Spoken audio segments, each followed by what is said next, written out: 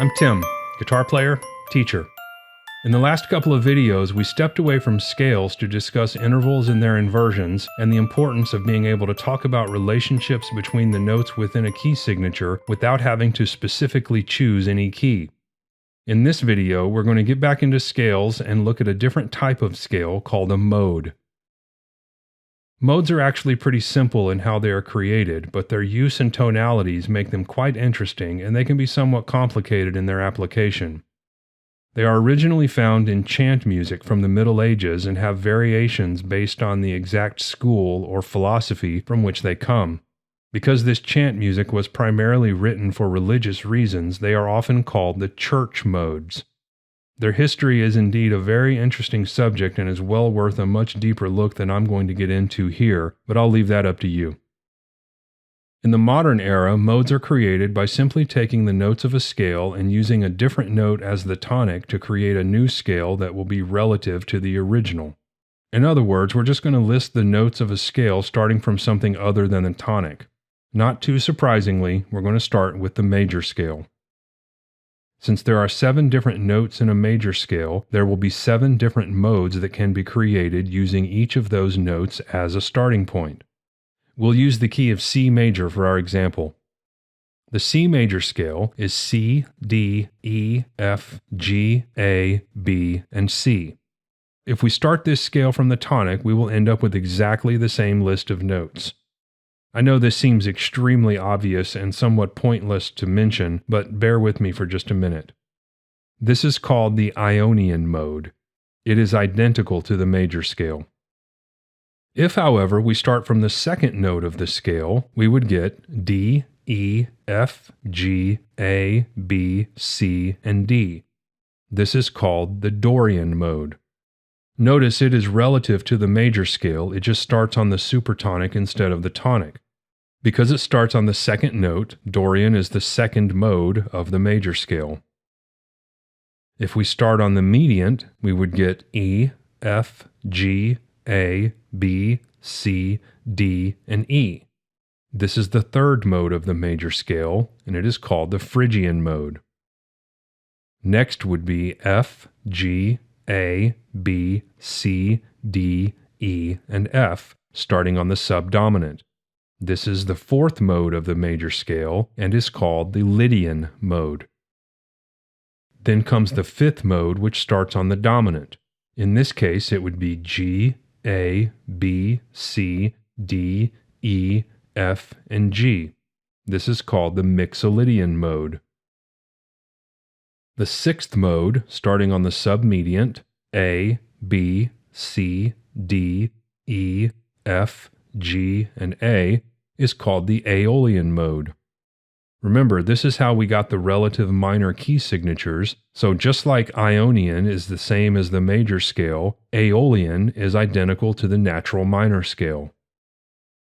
The seventh and final mode of the major scale will start on the leading tone.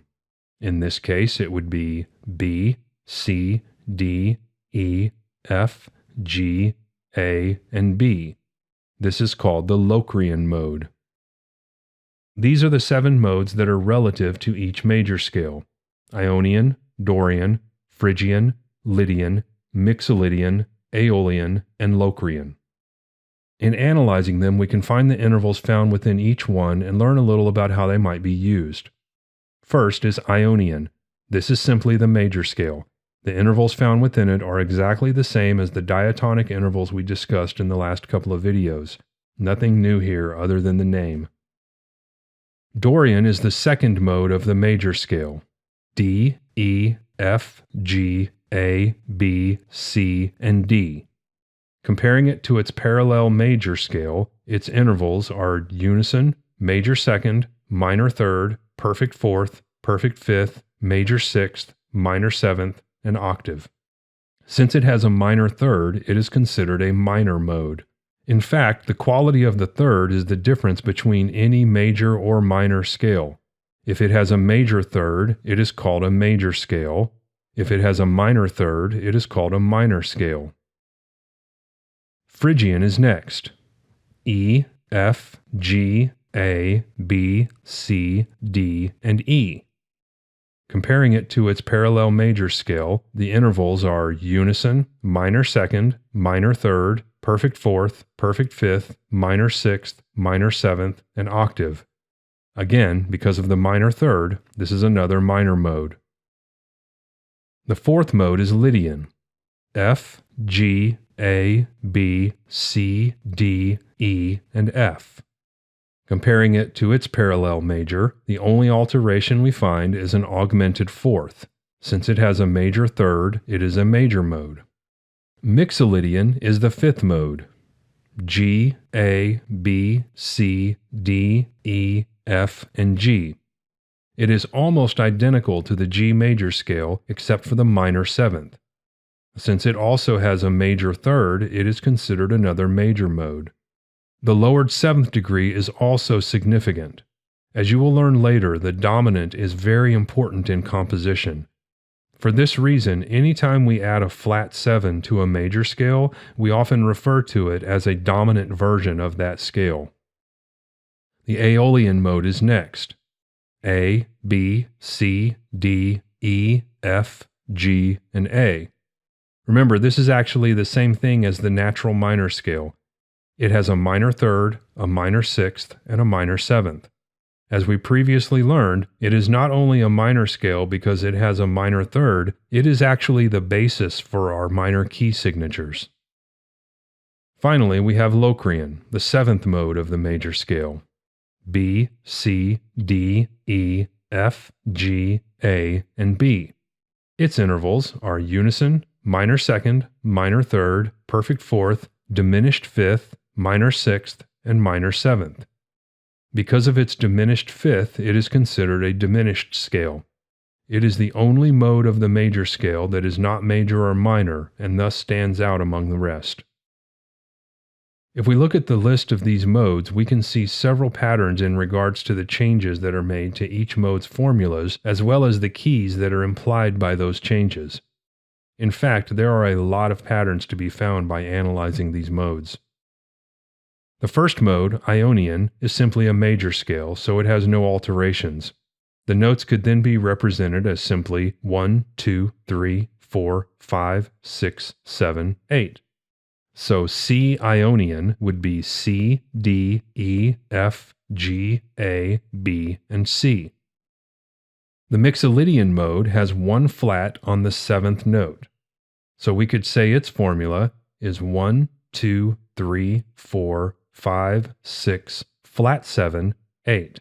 So C Mixolydian would be C, D, E, F, G, A, B flat, and C. These are the notes of the F major scale just started from the fifth note. C Mixolydian is the fifth mode of F major. So looking at the key signature, we basically just moved one position to the left on the circle of fifths. Dorian has two flats, on the third and the seventh. So its formula would be 1, 2, flat 3, 4, 5, 6, flat 7, 8. C Dorian would be C, D, E flat, F, G, A, B flat, and C. These are the notes of the B flat major scale started from the second note. So C Dorian is the second mode of the B flat major scale. We just moved one more key in the same direction on the circle of fifths. Next would be Aeolian with three flats on the third, the sixth, and the seventh. C Aeolian would be C, D, E flat, F, G, A flat, B flat, and C. This is the sixth mode of E flat major, and we just moved one more key on our circle of fifths. Then Phrygian, which has four flats, on the second, the third, the sixth, and the seventh.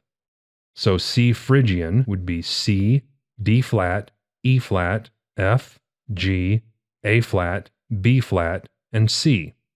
This is the third mode of A flat major. Then Locrian with five flats, on the second, the third, the fifth, the sixth, and the seventh. C Locrian would be C, D flat, E flat, F, G flat, A flat, B flat, and C. This is the seventh mode of D flat major. So far, we have altered every note of our scale formula except for the 1 and the 4 by adding a flat to each note. The flats that have been added have also followed a pattern. Every time we added another flat, we added it to the scale degree that is a fifth below the previous one. The first flat was applied to the 7th note. The next one was applied to the 3rd. The next was applied to the 6th, then the 2nd, then the 5th. If we continued this pattern, the next flat would be added to the tonic. That would leave us with everything flatted except for the 4th note. Our formula would be flat 1, flat 2, flat 3, 4, flat 5, flat 6, flat 7, flat 8. C flat, D flat, E flat, F, G flat, A flat, B flat, and C flat. This is the 4th mode of the G flat major scale, the next key on our circle of fifths. However, we cannot have an altered tonic. It is nonsensical to say that a scale has a flatted 1. This would specifically mean you are no longer using that scale. So instead of having a flat on everything except the 4th note, which would leave the 4th note higher than the rest of the notes that have been flatted, we are going to remove all of those flats and just put a sharp on the 4th note, basically creating the same relationship throughout the scale without having to lower the tonic. And this is how the major scale is altered to create the Lydian mode. Its formula is 1, 2, 3, sharp 4, 5, 6, 7, 8. C Lydian is C, D, E, F sharp, G, A, B, and C. This is the 4th mode of the G major scale. So unlike the rest of the modes wherein we are moving to the left on the circle of fifths, this mode is found to the right of our original key. So when figuring out the notes of these modes, we can think of them two different ways. We can simply apply the correct alterations to the parallel major scale depending on which mode we want to create, or we can think of the relative major scale that the mode belongs to and simply change the note we're starting on. Both methods will result in the correct notes. However, as I've said, it is much better to keep yourself centered on the key you are using, not its parallel major scale. For example, E Dorian. Dorian is the 2nd mode, and E is the 2nd note of the D major scale. So E Dorian will be relative to D major. Its notes will be E, F sharp, G, A, B, C sharp, D, and E. However, Dorian is a minor mode. If we are writing using Dorian, we are writing in a minor key. If we are thinking of this scale only as it is related to D major, we will not be thinking of the piece of music as being in E minor. So it is more appropriate to write this in the key of E minor. We must raise the 6th degree of the E natural minor scale and simply add the sharp to the C note as it comes up within the music. This way the song is written in the appropriate key signature and our thinking is centered around the key of E minor instead of D major.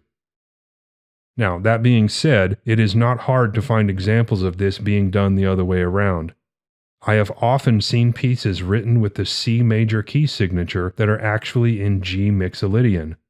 I've always chalked this up to the writer simply trying to avoid having to use accidentals within the piece, which may very well make it easier to read, but it is harder to analyze because the first thing we see is the key signature for either C major or A minor, neither of which are actually being used. So as I've mentioned before, in determining the key of any piece, we have to look beyond the key signature. So these are the modes of the major scale. Most of them are fairly common and therefore need to be memorized, which means, again, writing, reading, and practicing playing them in all keys. I know it's a lot. We basically just took our 15 major scales and added 6 more scales to each key. However, with time and practice, they will no doubt become easy to remember and recognize. I'll add a link in the description to some files you can download and print that will hopefully make this a little easier to keep up with. However, that is not all of the modes. In the same way that we can create these modes for the major scale, we can also create them for each of our 3 minor scales. That is what the next video will be about. Until then, thanks for watching. If you find this video helpful, like and let me know in the comments, and don't forget to subscribe if you want to see more of this series. Like always, I really appreciate your time. Take care.